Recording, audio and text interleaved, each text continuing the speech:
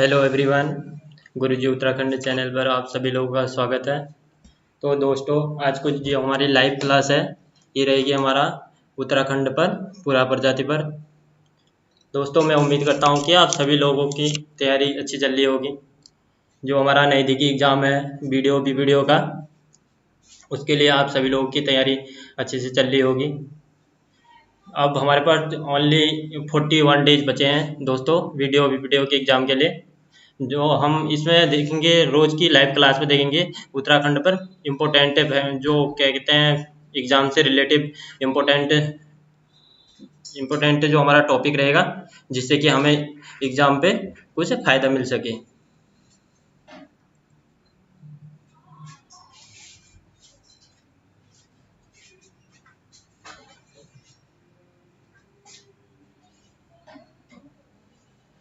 तो दोस्तों, हम आज का जो टॉपिक है हमारा उत्तराखंड पर पुरा प्रजाति पर।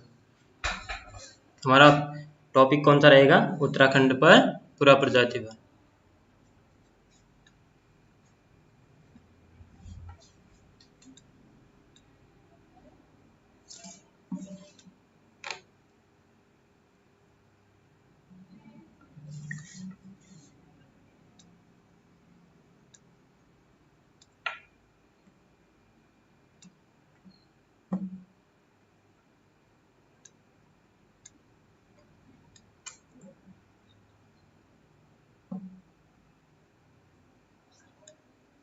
तो दोस्तों आज का जो हमारा टॉपिक क्या है? उत्तराखंड पर पुरा प्रजाति। तो दोस्तों, जो ये टॉपिक है ये हमारा एग्जाम की पॉइंट से क्या है, इम्पोर्टेंट है, क्योंकि अक्सर इससे क्या पूछा जाता है, उत्तराखंड के एमसीक्यू जो आते हैं एग्जाम में, उसमें क्या पूछा जाता है, एक न एक क्वेश्चन इसमें से पूछा जाता है उत्तराखंड की पुरा प्रजातियां।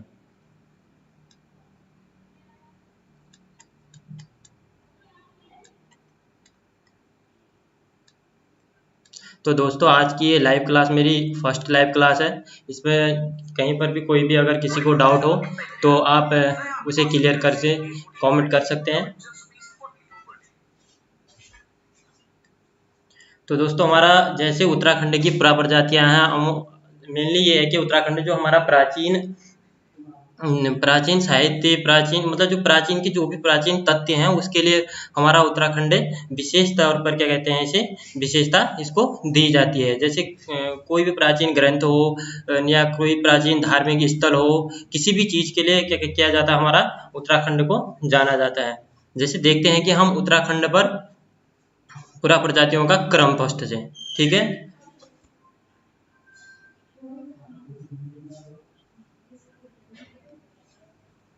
तो हमारा जैसे उत्तराखंड के उत्तराखंड पर पुरा प्रजातियों का क्रम देखेंगे, ठीक है। जैसे हमारे उत्तराखंड पर फर्स्ट पे कौन से आए थे? कोल। कौन आए थे? कोल प्रजाति आई थी, ठीक है। जो दूसरे नंबर पे कौन आया था? दूसरे नंबर पे कौन आए थे?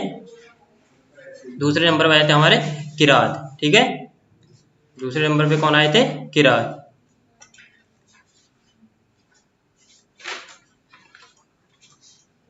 दूसरे नंबर पे कौन आए थे?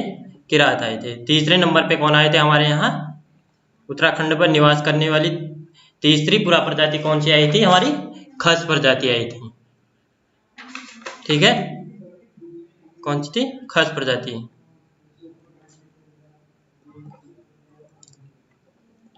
तो दोस्तों, आपको जहाँ कहीं पर भी अगर कोई डाउट होता है तो कमेंट करके आप बता सकते हैं। खस प्रजाति।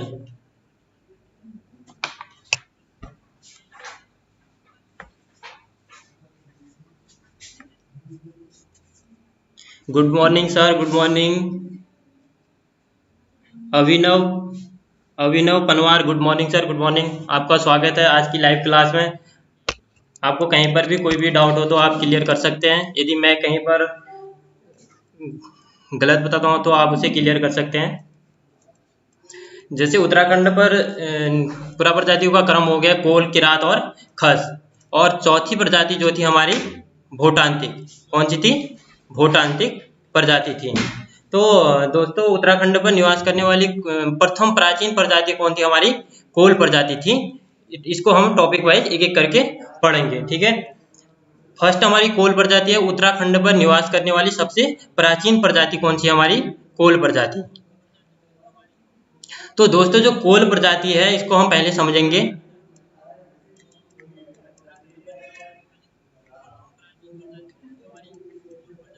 कोल प्रजाति, कोल प्रजाति। तो दोस्तों ये जो कोल प्रजाति, कई विद्वानों का ये मानना भी है कि क्या कहते हैं, उत्तराखंड पर निवास करने वाली जो प्राचीन प्रजाति है, कई विद्वान तो मानते हैं कोल प्रजाति, और कई विद्वान मानते हैं कि हमारे किसको मानते हैं? किरात मानते हैं। जॉर्ज ग्रेगसन कहते हैं कि उत्तराखंड पर निवास करने वाली सबसे प्राचीन प्रजाति कौन सी है? किरात है। तो मेनली जो हमारी क्या कहते हैं एग्जाम के पॉइंट ऑफ व्यू से हमें किसे माना जाता है? कोल प्रजाति को माना जाता है। मेनली है भी कोल प्रजाति उत्तराखंड पर प्राचीन निवास करने वाली।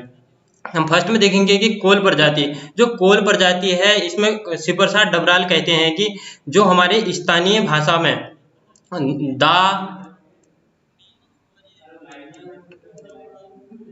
शिवप्रसाद डबराल कहते हैं कि जो हमारे स्थानीय भाषा में इसमें जो दा,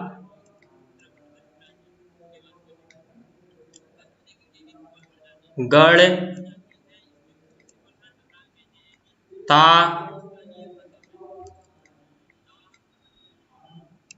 गाड़,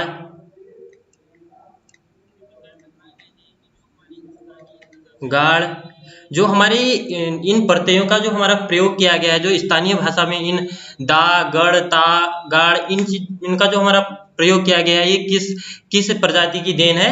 कोल प्रजाति की देन है। उत्तराखंड में जो कोल प्रजाति है इन्हें पुरा साहित्य में क्या कहा जाता है? ऑप्शन 2 क्या है? इसमें पुरा साहित्य में क्या कहा जाता है इनको?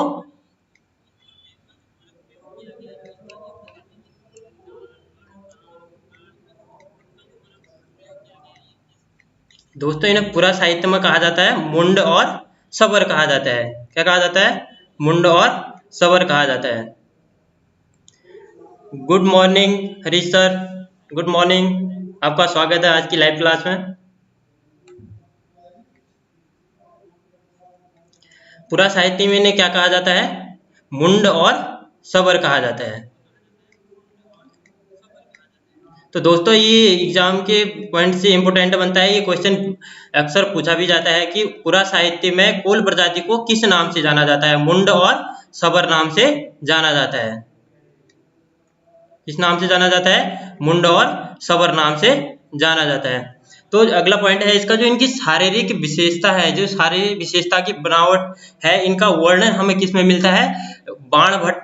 बाणभट्ट और तुलसीदास की किस में मिलता है? काव्य कीर्ति में हमें इनकी क्या मिलती है? जानकारी मिलती है। इनकी जो शारीरिक बनावट है ये किन के विपरीत है? ये है आर्यों के विपरीत है। जो आर्य लोग होते हैं वो तो क्या होते हैं? अधिकतर हष्ट पुष्ट और क्या कहते हैं, हट्टे कट्टे लंबे चौड़े होते हैं।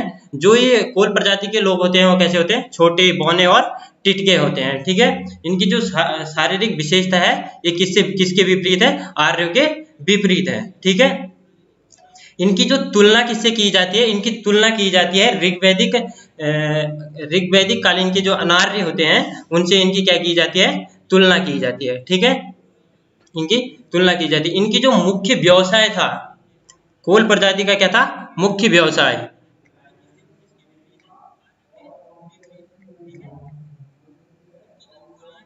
मुख्य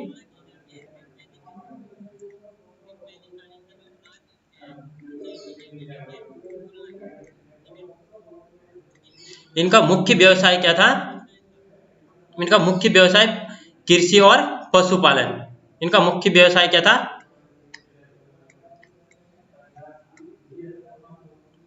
कृषि और, इनके मुख्य व्यवसाय क्या था? कृषि और पशुपालन, ठीक है। अगला टॉपिक है, जैसे कोल प्रजाति समाज के जो लोग थे वो किस धार्मिक देवता को पूजते थे? ये नाग देवता के साथ साथ लिंग देवता की भी क्या करते थे? पूजा करते थे, ठीक है। नाग देवता के साथ साथ किस देवता की पूजा करते थे? लिंग देवता की भी पूजा करते थे। इनका जो मनोरंजन का मुख्य साधन था, इनका जो मनोरंजन का क्या था? मुख्य साधन क्या था? नृत्य और संगीत इनका मुख्य साधन था।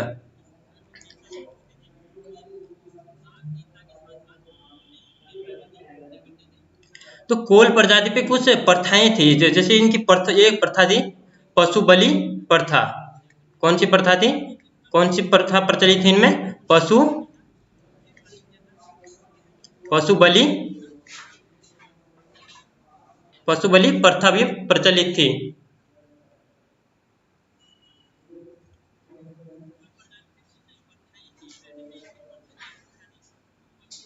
इसमें कौन सी प्रथा प्रचलित थी? इनमें पशु बलि प्रथा प्रचलित थी।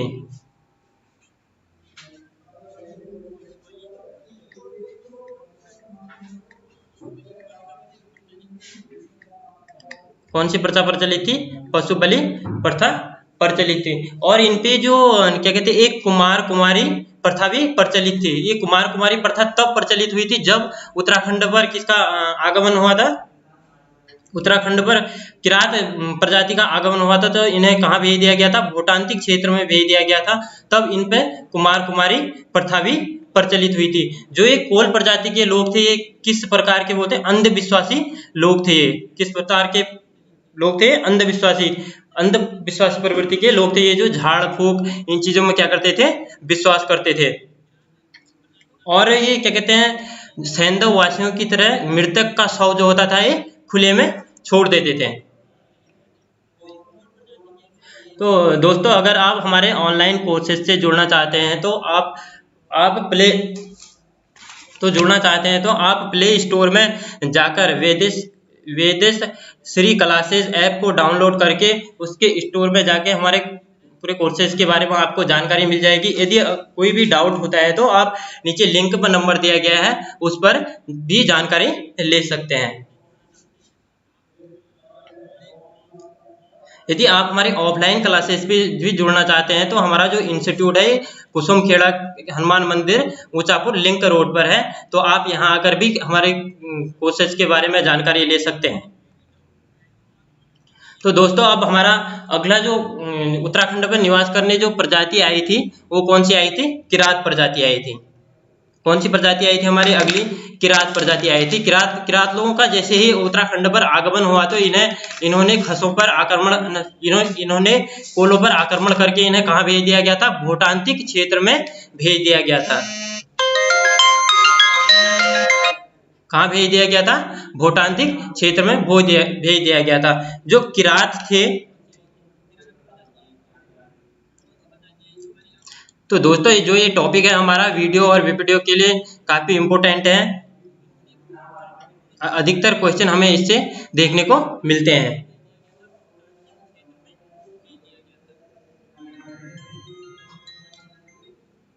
अब हमारा अगला कौन सा रहेगा? किरात।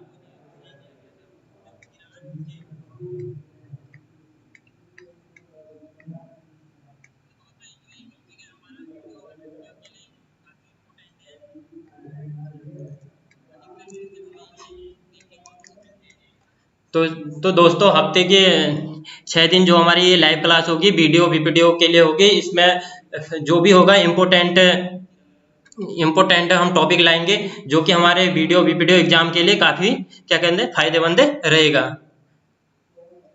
नेक्स्ट प्रजाति जो थी हमारी किरात प्रजाति थी उत्तराखंड में निवास करने में। तो किरात प्रजाति का जैसे ही आगमन हुआ तो इन लोगों ने कोलों पर आक्रमण करके इन्हें कहाँ भेज दिया गया था? भूटांतिक क्षेत्र में भेज दिया गया था। और उत्तराखंड पर निवास करने वाली दूसरी प्रजाति कौन सी थी? हमारी किरात प्रजाति थी। जो किरात प्रजाति थी, इसके जो अन्य नाम क्या थे? इसके अन्य नाम थे हमारे कीर। इसके अन्य नाम क्या थे? कीर। Hello sir, hello.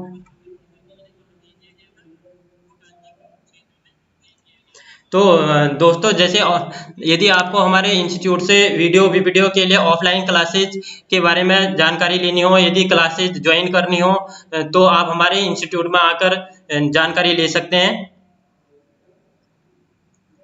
जैसे इसका किरात प्रजाति है, इसका अन्य नाम क्या हो सकता है? कीर हो सकता है। और दूसरे इसके अन्य नाम क्या है? कीर है। दूसरा है इनका कीर पुरुष है। क्या है? कीर पुरुष है।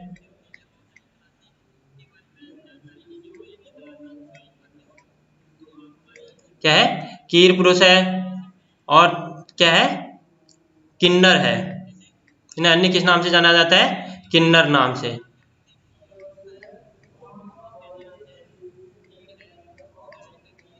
किस नाम से जाना है, किन्नर। जो किरात प्रजाति थी इन्हें अन्य किस नाम से भी जाना जाता है, कीर नाम से भी जाना जाता है, और कीर पुरुष के नाम से भी जाना जाता है, और किन्नर नाम से भी इन्हें जाना जाता है। जो ये किरात प्रजाति थी ये किस प्रजाति से बिलोंग करती थी, ये मंगोल प्रजाति से बिलोंग करती थी। किस प्रजाति से बिलोंग करती थी, मंगोल प्रजाति से।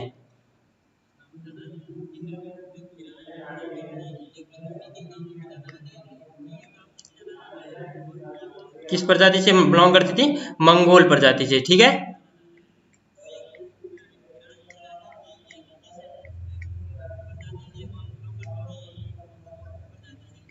मंगोल प्रजाति से।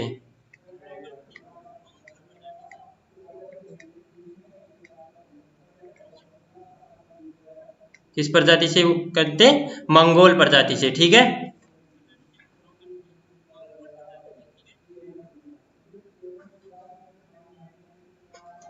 तो दोस्तों हमारे इंस्टीट्यूट में क्या कहते हैं, वीडियो के ऑफलाइन क्लासेज भी स्टार्ट हो चुकी हैं। यदि किसी को क्या कहते हैं ऑफलाइन क्लासेज पढ़ने हैं तो हमारे इंस्टीट्यूट में आकर जानकारी ले सकते हैं। जो है मंगोल प्रजाति से थे। अगला है जो मतलब जो किरात प्रजाति थी, इनमें कौन सी परिवार प्रथा प्रचलित थी, इनमें थी संयुक्त परिवार प्रथा प्रचलित थी। कौन सी प्रथा प्रचलित थी, संयुक्त परिवार प्रथा प्रचलित थी, ठीक है। संयुक्त परिवार प्रथा प्रचलित थी।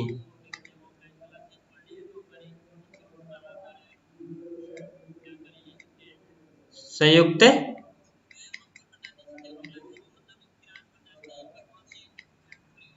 संयुक्त परिवार प्रथा प्रचलित थी, ठीक है। संयुक्त परिवार प्रथा प्रचलित थी।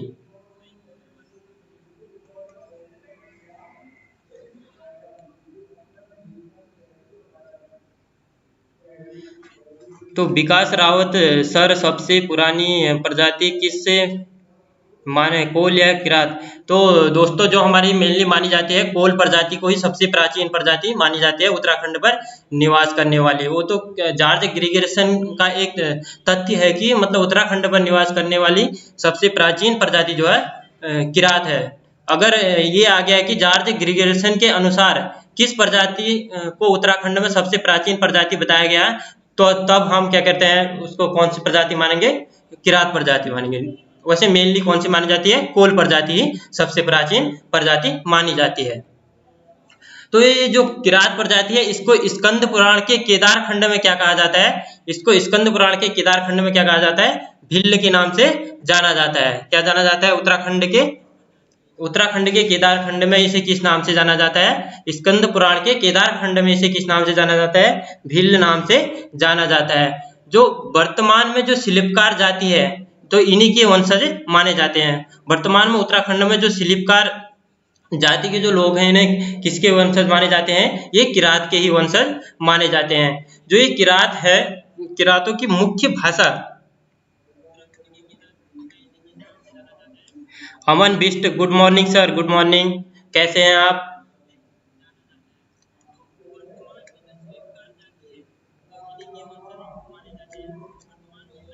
किरातों की मुख्य भाषा। तो दोस्तों आज मेरी live class first live class है। मैं भी आप लोगों की तरह तैयारी करता हूं, तो इसमें जो भी मेरे से गलती हो उसके लिए माफी चाहता हूं। और जो भी आपको कोई भी डाउट हो नीचे लिख दीजिएगा कमेंट में। किरातों की मुख्य भाषा क्या थी,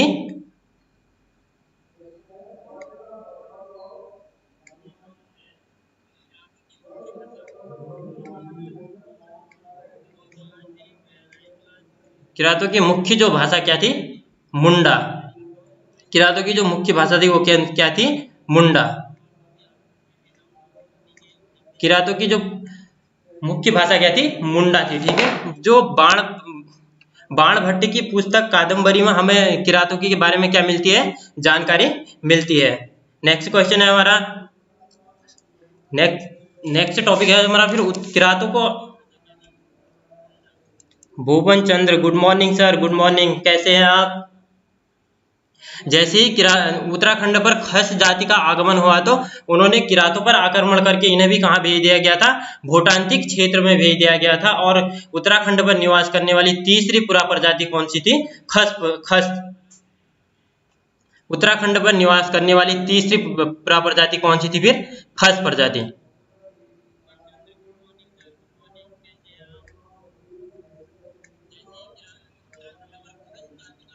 खस प्रजाति।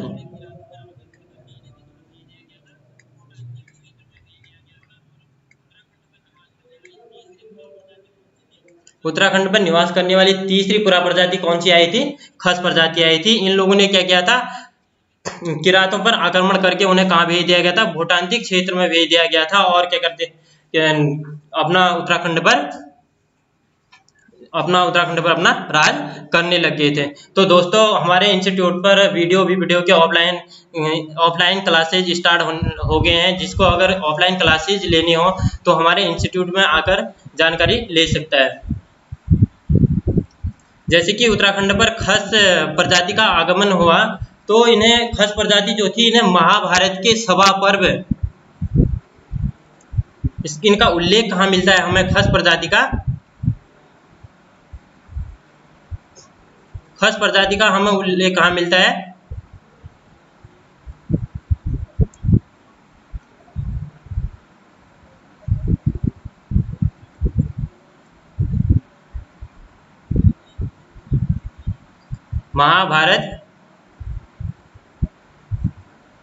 महाभारत के सभा पर्व में। महाभारत के सभा पर्व में इनका उल्लेख हमें कहाँ मिलता है? महाभारत के सभा पर्व में। महाभारत के सभा पर्व में ये कहा गया है कि जो खस प्रजाति थे इनने किनकी तरफ से युद्ध किया था? कौरवों की तरफ से युद्ध किया गया था। अगला पॉइंट हमारा होगा कि 1800 खस प्रजाति को 1885 में जो खस प्रजाति थी इसे 1885 में ब्रिटिश सरकार के द्वारा किस वर्ग में शामिल किया गया था? इसे शूद्र वर्ग में शामिल किया गया था। किस वर्ग में शामिल किया गया था? 1885 में ब्रिटिश सरकार के द्वारा इसे इन्हें किस वर्ग में शामिल कर दिया गया था? शूद्र वर्ग में शामिल कर दिया गया था। किस वर्ग में शामिल कर दिया गया था? शूद्र वर्ग में शामिल कर दिया गया था।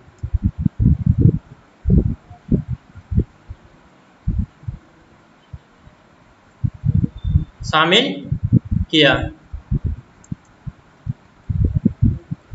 इनका अगला पॉइंट होगा ये किसके वंशज है? जो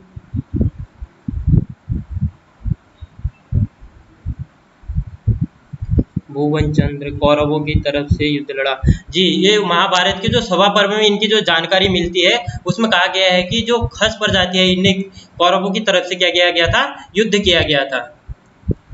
जो इनकी हमें जानकारी मिलती है, जो खस प्रजाति की हमें जानकारी कहाँ से मिलती है? आर्यों के वंशजों से हमें इनकी क्या मिलती है? जानकारी मिलती है। ठीक है। जो राजशेखर की काव्य मीमांसा भी से भी हमें क्या मिलती है? खस प्रजाति की क्या मिलती है? हमें जानकारी मिलती है। जो धार्मिक पूजा है इनकी, नरसिंह पर नाग देवता की क्या करते थे? पूजा करते थे। किस देवता की पूजा करते थे? खस प्रजाति के लोग नाग देवता की पूजा करते थे।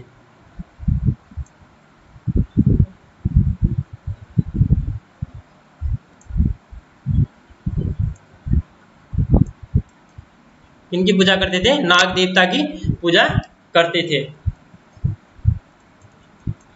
जो मध्य हिमालय की जो अधिकांश जातियां हैं ये किनके वंशज मानी जाती हैं? खस प्रजाति के क्या मानी जाती हैं? ये वंशज मानी जाती हैं। खस प्रजाति में हमें अधिकतर क्या देखने को मिलती हैं? प्रथाएं देखने को मिलती हैं। जैसे हमें कौन सी प्रथा देखने को मिलती है?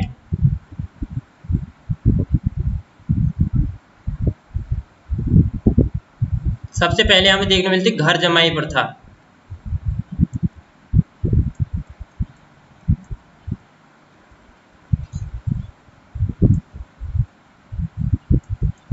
कौन सी प्रथा मिलती है? घर जमाई प्रथा।